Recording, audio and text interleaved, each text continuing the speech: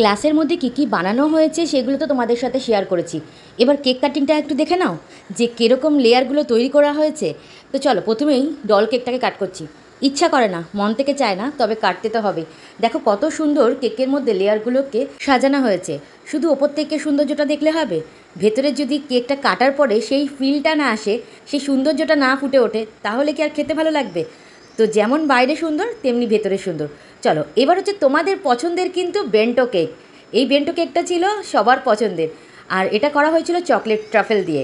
তো এটাকেও আমি কাট করে দেখাচ্ছি। তোমাদের তো অনেকেরই একটা প্রশ্ন থাকে, একটা বেন্টো কেককে কটা টুকরো করা যায়। সেটা সম্পূর্ণ তোমাদের ব্যাপার, তোমরা একটা কেককে কটা টুকরো করবে। চাইলে এটা 8টা টুকরো করতে পারো, চাইলে এটা 6টা টুকরো করতে পারো, চাইলে এটা 4টেও করতে পারো, বা নিজে একা খেয়ে নিও।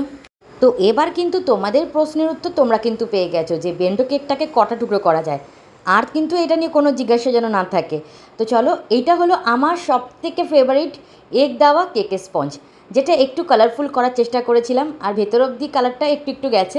তো দেখো কতটা স্পঞ্জি হয়েছে। আমার বেসিক ক্লাসের মধ্যে যে দুটো রেসিপি আমি শেয়ার করে থাকি আমার স্টুডেন্টদেরকে, একটা এগ দেওয়া, একটা এগলেস, সেটা হচ্ছে আমার সবথেকে ফেভারিট রেসিপি।